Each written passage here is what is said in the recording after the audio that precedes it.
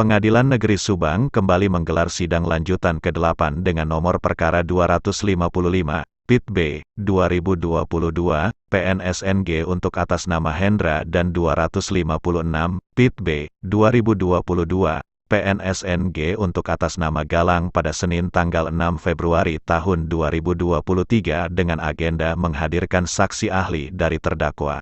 Saksi ahli Dr. Indra Yuda Koswara SHMH dari Universitas Negeri Singaperbangsa Karawang menyatakan bahwa apabila terdakwa dituntut tanpa alat bukti yang sah maka terdakwa harus dibebaskan. Dalam KUHP semua sudah diatur jika dalam persidangan itu tidak menunjukkan peristiwa pidana yang sebenarnya maka bagi terdakwa itu harus dibebaskan.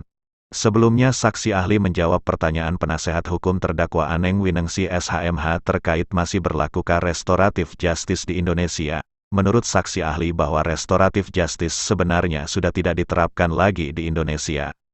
Sistematik dan banyak merugikan masyarakat secara umum. Jadi restoratif justice itu memang tidak benar. Tetapi sekarang di pihak kepolisian melalui perkap nomor 16 tahun 2019 itu ada tentang pendekatan restoratif justice.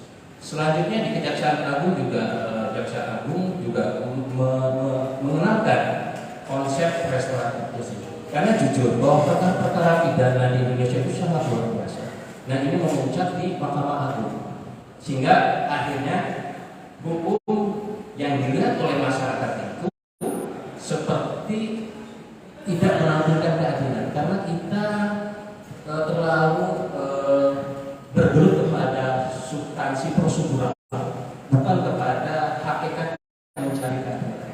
Nah, jika melihat KUHP yang baru, mudah-mudahan tahun ini sudah disahkan ya tanggal Desember tahun 2022. Disitulah ada peluang dasar untuk menerapkan restoratif justice. Jadi dalam KUH pidana yang kita atur sekarang tidak dikenal, tetapi sekarang para aparat penegak hukum menegakkan restoratif justice ini lebih kepada membangun pemahaman hukum terhadap masyarakat. Karena kita akui tindak pidana itu tidak bisa berdiri sendiri. Dia merupakan konflik sosial. Jadi ada suatu perbuatan yang menimbulkan tindak pidana. Jadi tidak bisa dipotong bahwa ini tindak pidana, tidak. Dia harus melihat hubungan kausalitas, sebab akibat. Karena itu menyangkut masalah sosial, maka pendekatan hukum juga harus menggunakan pendekatan yang secara koheren, keseluruhan, sehingga dampak keadilan itu akan muncul di sana. Kalau untuk klasifikasi untuk yang bisa dilakukan RJ itu pasal atau ancaman seperti apa? Ya, sementara ini di bawah 5 tahun ya kalau kita dari perkap maupun dari surat edaran Mahkamah Agung. Memang ada suatu pembatasan di situ. Tetapi sebenarnya yang terpenting adalah kepentingan negara dan kepentingan masyarakat itu yang paling utama. Artinya itu tidak bisa drastis karena sudah menyangkut kepentingan negara dan masyarakat. Tetapi kalau menyangkut kepentingan personal ini karena adanya hubungan antara pelaku dan korban, tentunya sangat elok dan bijaksana harus dengan pendekatan restoratif justice, sehingga ego-ego yang ada di masyarakat kita itu tidak menjadikan hukum pidana sebagai alat untuk menekan. Ini yang harus kita perbaiki mindset kita, bahwa hukum pidana itu bukan monster. Ya, hukum pidana itu adalah untuk memperbaiki, untuk mengedukasi agar masyarakat paham mengenai hukum, mana yang boleh dilakukan, mana yang tidak boleh dilakukan. Sebenarnya hakikatnya seperti itu. Selanjutnya ahli juga menjelaskan jika ada perbedaan pada pernyataan di BAP dengan di persidangan maka majelis hakim patut bertanya kepada saksi kenapa keterangannya berbeda dengan BAP. Karena sesuai pasal 163 KUHP itu jelas sehingga harus dicatat oleh panitera terkait tentang perbedaan tersebut jadi tidak bakal menjadi masalah tetapi yang terpenting sesuai dalam pasal 185 ayat 1 saksi itu sebagai alat bukti sah ketika dinyatakan di dalam persidangan. Di sini juga berkolaborasi dengan pasal 185 ayat 6 yang pertama keterangan saksi harus berkesesuaian dengan saksi yang lainnya. Yang kedua keterangan saksi harus sesuai dengan alat bukti. Ya, jadi tidak menjadi masalah adanya perbedaan. Tetapi yang terpenting dalam pasal 185 ayat 1 saksi itu yang menjadi alat bukti sah adalah ketika dinyatakan di dalam persidangan. Jadi hanya di dalam persidangan inilah yang menjadi alat bukti yang sah yang diatur dalam pasal 184 KUHP. Jadi sudah diatur ya? Sudah diatur. Meskipun keterangannya berbeda dengan BPAP. Ya. Ada aturannya. Ya, tentunya juga nanti akan berkorelasi dengan 185 ayat 6. Di situ kan ada ayat yang pertama adalah keterangan saksi harus bersesuaian dengan keterangan saksi yang lainnya. Yang kedua, keterangan saksi harus sesuai dengan alat bukti. Keterangan saksi dilihat apakah dia mempunyai pendapat yang lain terhadap keterangannya. Yang terakhir adalah saksi harus dilihat dari perilaku dan etikanya. Apakah seorang saksi itu yang pernah mungkin dia pernah mengalami dipidana atau apa? Nah, ini juga menjadi pertimbangan dari majelis untuk menilai apakah ini bisa dijadikan pertimbangan dalam memutuskan suatu perkara pidana. Jadi seseorang yang telah pernah melakukan tindak pidana atau difonis melakukan tindak pidana itu bisa dipertimbangkan ya? Ya, karena dalam KUHP dijelaskan ada standar etik, ada standar perilaku. Jadi sama dalam KUHP pidana yang baru pun bahwa majelis hakim dapat memutuskan harus melihat dari perilaku atau namanya track record yang bersangkutan. Sekarang kalau seandainya menurut pendapat kami sendiri, apabila dalam suatu persidangan atau dalam suatu perkara ada ketidaksesuaian antara saksi keterangan saksi yang satu dan keterangan saksi lain, apa yang akan menjadi akibat itu apabila saksi itu tidak bersesuaian keterangannya? Ya, karena menurut Pak Disman Samosir itu kenapa hukum pidana itu ketat dan harus berdasarkan undang-undang. Artinya keterangan saksi itu harus berkaitan dengan apa yang diatur dalam 183, 184, 185 sampai selanjutnya. Nah, terkait ketidaksesuaian ini menunjukkan tidak adanya konsistensi terhadap perkara yang dituduhkan dan sehingga itu menjadi wewenang majelis untuk menilainya. Jadi ada undang-undang untuk Ya, karena nanti akan berkaitan dengan pasal 183 bahwa hakim dapat memutuskan perkara itu minimal 2 alat bukti ditambah keyakinan bahwa hakim melihat itu jelas terjadinya tindak pidana. Jadi ada batas limitatif 2 alat bukti. Saksi ahli juga menjelaskan bahwa visum merupakan alat bukti dalam poin yang nomor 3, yang satu keterangan saksi, kedua keterangan ahli dan ketiga bukti visum. Artinya visum menunjukkan adanya luka sehingga itu sangat membantu memperjelas adanya korban, tetapi dalam visum tersebut tidak menggambarkan siapa yang melakukan tindak kekerasan tersebut, dia hanya berbicara menyangkut adanya kekerasan fisik dari korban dan harus dilakukan dengan cara hati-hati. Itu adalah keterangan saksi, keterangan ahli dan surat. Artinya visum menunjukkan adanya luka, ya, sehingga itu sangat membantu untuk memperjelas adanya korban, ya, korban. Tetapi dalam visum itu juga tidak menggambarkan siapa yang melakukan tindak kekerasan tersebut. Dia hanya berbicara menyangkut adanya kekerasan yang menimpa fisik dari korban tersebut. Jadi visum itu hanya menggambarkan adanya luka tanpa bisa menunjukkan siapa pelakunya ya? Ya, karena terkadang juga visum itu juga harus dilengkapi dengan keterangan yang lain, gitu. Karena ini menyangkut masalah seseorang yang ditekan oleh hukum pidana, tentunya harus sangat berhati-hati. Namun ini bisa dijelaskan untuk syarat visum itu sendiri, apa saja sebenarnya yang harus diberikan atau dilakukan untuk membuat visum itu? Ya. Apakah ada permohonan atau seperti apa? Ya, sebenarnya dalam visum itu si korban harus melaporkan dulu ke pihak kepolisian, sehingga nanti pihak kepolisian membuat surat pengantar untuk dilakukan visum. Nah, hal ini jangan sampai terbalik, visum dulu berlapor ke polisi. Nah, ini tentunya ada hal yang sangat bertentangan dengan hukum. Jadi mungkin secara prosedur atau aturannya itu melapor dulu ke kepolisian, kemudian baru dilakukan Ya, visum. nanti pihak kepolisian akan memberikan surat pengantar untuk pemeriksaan.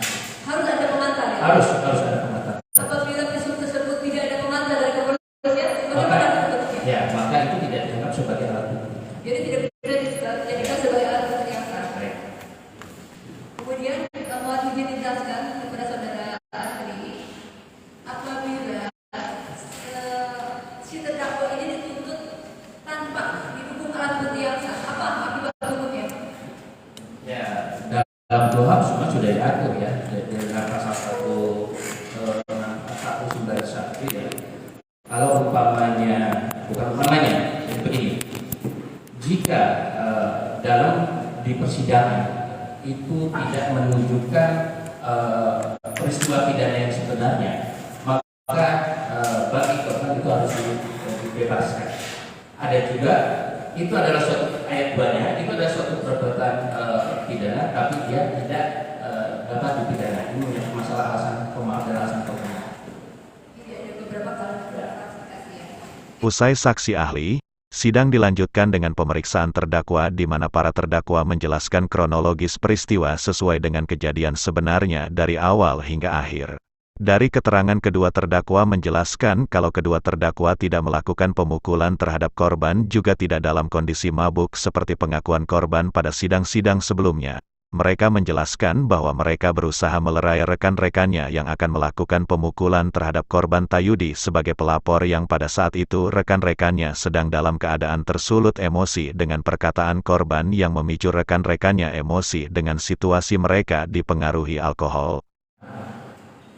Kita mau dari scuba misalnya, karena dia namanya Ari, jadi kakaknya kan yang mau dibeli itu kan kakaknya. Itu saya ngomong sebentar dulu, kita ngobrol dulu gimana cari solusi, bagaimana caranya, kalian kan ada mabuk. Tapi kata itu udah ketua jangan ikut. Ketua dan ikut langsung muncul lah. Nah, saudara sendiri kita bilang apakah ikut ke tempat? Enggak, saya di situ, nah, sudah berangkat dalam jalan habis makan di rumah jalan datang, nah, saya tuh ayo ikut lah. Ini motor saya bawa. Kejar anak-anak ini, kalau sampai nggak kejar pasti keburu nyampe rumah Kumba. Di perjalanan langsung saya keluar dari pikiran saya, langsung belokin saja. Sebelum ke Kumba itu melewati rumah kepala desa. Jadi saudara ini posisinya ada unsur gitu ya, sama dalam. Kemudian rombongan yang lain berdua. Udah dulu. Terus ketemu di mana? Apa di rumah kepala desa atau kebakaran? Nah, waktu itu mereka baru nyampe Rawasari. Rawasari itu berarti sebelum Jutilu, kampungnya kurang. Ketika ketemu di Rawasari, saya ngomong, udah kan itu, ini aja kita bicarakan dengan kepala desa saja. Kita ke kepala desa saja, dengan kepala desa. Oke, kan itu. Beloklah kepala desa. Mau ya kepala desa ajak saya. Itu. Tujuannya apa sama kepala desa? Ya tadi itu yang di belakang saya, karena kalau anak-anak sudah tidak kontrol, saya khawatir kalau nyampe rumah si Bugam ketemu orangnya pasti terjadi kan. Nah, tujuan saya kan yang nggak tahu apa sih diajak. Kalau diajak, pasti ada tujuannya. Iya. Yang diajak, yang mengajak. Ya, yang mengajak Hendra, mengajak saya untuk mencegah anak-anak gitu. Itu seperti itu. Cegah karena apa itu? Ya, permasalahannya dari awal juga kan saya tidak tahu permasalahannya. Awalnya jam 5 sore saya WA ke saudara Hendra, ada di mana? Karena kan saya waktu itu lagi bikin berita, mau naikin berita, saya sampai dulu ke Hendra, dan maksudnya ini dikoreksi dulu beritanya gitu kan. Nah, pada saat itu saya ngobrol tentang penggalian dana sambil ngedit berita juga. Nah, setelah itu saya diajak sama Kang Hendra, ayolah kita ke lapangan. Nah, tahunya itu anak-anak ada masalah dengan ketua LPM, dengan saudara Kumbang. Masalahnya apa itu? Gak tahu, belum tahu masalahnya, belum tahu Ya, masalahnya. saudara diajak ikut. Diajak ikut. Bang, Bukan datang saya melihat ada anak kecil di luar rumah lagi duduk. Nah, pas saya datang, si anak itu langsung masuk ke dalam, dan nggak lama mendengar teriak-teriakan, istrinya keluar. keluar rumah. Pas nyampe di jalan pas depan rumahnya saudara korban, saya di sini di motor. Nah, anak pada teriak-teriak, Kumbang keluar, Kumbang keluar. Nah, nggak lama saudara Kumbang keluar tapi di dalam rumah. Terusnya keluar dari kamar, ada di ruang tamu. Nah, saya posisi masih di motor. Kita nyamperin ke saudara Kumbang. Nah, nyamperin ke saudara Kumbang, ngobrol. Kumbang, kan maksudnya apa? Mau membeli anak-anak. Nah, Kumbang bilang, jangan sepihak, klarifikasi dulu. Ya, ini kata Hendra, ya ini saya kesini mau klarifikasi. Karena anak-anak pada datang ke sini, gitu kan. Nah, saya masih di luar, ada kemungkinan bakal selesai dengan saudara Hendra di permasalahannya, gitu kan. Saya di motor. Nah, terus anak pada memaksa masuk ke dalam. Nah, istrinya Kumbang udah di luar, di samping pintu di halaman. Di luar. Nah, pas anak-anak udah masuk, saya langsung nyamperin. Ya karena istrinya Kumbang itu udah mulai teriak-teriak. Iya, sebabnya anak-anak udah ada mau ngumpul nih, udah di sini. Yang ada di dalam itu kan saudara Pak Levi, Bowo, Bejo, Nyamuk, saudara Hendra dan Anet itu masih di samping pintu. Saudara Anet. Bisa jelaskan peranannya masing-masing apa itu waktu mau merangsak ke dalam? Ya kalau saudara Bowo kan sudah jelas ya karena karena Bowo itu adalah kakak adiknya Kumbang. Nah, itu dia ngapain? Dan dia juga mencoba memukul, cuma dijagain oleh saudara Hendra. Yang lain Pak Levi, terus Anet. Iya, sama gitu. Justru yang lain pada mukul sama nih, pada mencoba mukul ya. Kumbang maju mundur yang saya lihat. Saya di samping istrinya itu maju mundur. Nah, pas itu anak-anak barang-barang yang ada di meja dijatuhin semua. Siapa ya? Siapa dia? Ada di sampingnya ada Yogi Damu di samping, terus di anak-anak yang lain ada dijatuhin itu barang-barang yang ada di meja. Nah, terus pas saya lihat ke sebelah kiri di dalam Pak Levi mau mencoba menjatuhkan lemari tinggi.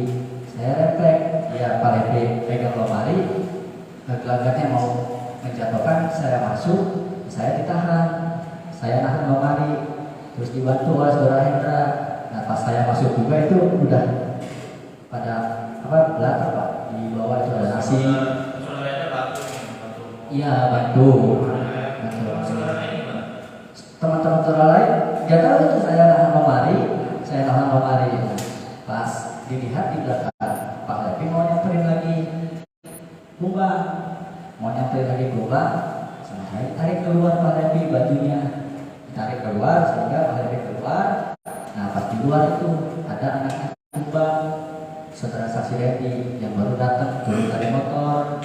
Nah, pas turun dari motor langsung dia teriak maling. Nah, ini maksudnya maling. Nah, anak alih pandangan pada keluar semua. Nah, ada saudara Anen di luar lihat kursi sambil emosi. Memang aik maling, kata saudara Anen. Terus ditendanglah kursi itu sama saudara Anen. Nah, saya langsung balik lagi ke motor. Saudara Anen ngikutin ke arah motor Pak. Terus gak lama saudara Kumbang keluar lagi bawa termos. Saudara Kumbang lari bawa termos. Nah, pas lihat saudara Anen, iya dilemparin oleh saudara Kumbang ke saudara Anen. Nah, pas mau dibalas oleh Anen, saudara Kumbang panik mundur, ada motor lagi parkir, dia jatuh. Nah, pas dia jatuh, pas mau dilawan sama Anen, bangun, masa udah pada datang, ayo, itu Kumbangnya, ayo. Nah, saya langsung berangkat sama yang pakai motor. Jadi ketika terhadap korban ini Kumbang ini di luar itu saudara ngapain? Pada dia Pak, karena nyerang saudara Anen, mau disamperin saudara sudah terlalu banyak. Jadi kita pergi. Nah saudara Anem juga nyusul itu pergi. Nah pas terprosok ke kebun, udah bangun lagi berangkat. Saya lihat dari belakang kan saya bonceng. Saya lihat ke belakang pada ngejar masa ada yang bawa balon, bawa kayu. Siapa yang bawa balon tersebut? Yang nggak tahu jaraknya agak jauh, nggak terlihat jelas Pak. Karena saya di atas motor belakang udah pada ngejar. Nah pas itu saya langsung. Usai sidang penasehat hukum Aneng Winengsi SHMH menjelaskan bahwa dihadirkannya saksi ahli pada sidang lanjutan kali ini guna menerangkan akibat-akibat hukum yang terjadi apabila ada beberapa pelanggaran yang dilakukan baik itu dalam pemeriksaan atau pelanggaran dalam pembuatan undang-undang dan apa akibat hukumnya jika ada beberapa ketidaksesuaian antara keterangan saksi, alat bukti kemudian konsekuensi yang terjadi apabila saksi menarik keterangannya yang tidak sesuai di BAP bagaimana hukumnya menurut undang-undang. Sidang hari ini tadi kita menghadirkan saksi ahli guna menerangkan akibat-akibat hukum yang terjadi apabila ada beberapa pelanggaran yang dilakukan baik itu dalam pemeriksaan atau pelanggaran dalam membuat undang-undang dan juga bagaimana akibat hukumnya apabila ada beberapa ketidaksesuaian antara saksi, kemudian juga alat bukti, kemudian konsekuensi yang terjadi apabila saksi menarik keterangannya yang sesuai di BAP, bagaimana akibat hukumnya menurut undang-undang. Kemudian juga kami menanyakan juga kepada ahli bagaimana sih kalau seandainya si alat bukti yang dihadirkan itu tidak ada kaitannya dengan si terdakwa atau tersangka, apa konsekuensinya dan akibat hukumnya. Dari keterangan saksi ahli yang kami hadirkan tadi, menurut undang-undang apabila ada ketidaksesuaian antara saksi kemudian alat bukti, seharusnya para terdakwa ini bisa dibebaskan. Jadi kesimpulan untuk sidang kali ini menurut Ibu seperti apa? Ya, kesimpulannya dari keterangan saksi ahli, dari beberapa pertanyaan yang kita sampaikan juga, dari unsur-unsur yang kita tanyakan juga mengenai pasal 170 itu sangat jelas sekali diuraikan oleh saksi ahli apabila tidak ada kesesuaian, kemudian apabila juga tidak terbukti dan juga delik-delik atau unsur-unsurnya itu tidak masuk, maka terdakwa ini harus dibebaskan. Apakah kemungkinan JPU dalam tuntutannya bisa membebaskan Hendra atau Galang? Kalau harapan kami harusnya JPU bersifat fair, objektif. Apa yang di persidangan itu menjadi bahan buat kita semua selaku penegak hukum. Jadi jangan sampai menjudge semua yang udah duduk di ruang sidang itu adalah seorang yang bersalah. Kita harus mengedepankan azas praduga tak bersalah. Ketua Umum Forum Masyarakat Peduli Jawa Barat yang juga pemimpin redaksi media Peduli Rakyat Asep Sumarna Toha alias Abah Batman menegaskan bahwa jelas-jelas Hendra dan Galang tidak melakukan tindak pidana dan ini telah terungkap dari awal sidang terang benderang termasuk adanya dugaan intervensi dari oknum penyidik. Ya, karena memang kita dari awal juga mengawal sidang ini, seperti juga teman-teman semua. Intinya bahwa di sini kawan kita dan Galang tidak melakukan tindak pidana. Apalagi tadi ada keterangan saksi ahli bahwa siapa berbuat apa ya di dalam konteks 70 dan Hendra Galang itu tidak melakukan, bahkan Hendra dan Galang itu melerai, menghalang-halangi untuk teman-temannya untuk melakukan pengeroyokan. Dan ini jelas dari awal juga terang benderang, termasuk juga ada intervensi dari oknum penyidik dan gitu. Nah, intinya bahwa kita berharap jaksa JPU berlaku fair ya, sehingga berdampak kepada nanti tuntutan ya. Termasuk kita berharap juga hakim majelis pengadilan negeri Subang itu berlaku netral dan tentunya kita berharap bernurani juga, sehingga apa yang terjadi dalam fakta-fakta persidangan yang terungkap di dalam persidangan itu menjadi pertimbangan untuk membebaskan Hendra dan Galang. Dari Subang, Jawa Barat, Dija Perak TV melaporkan.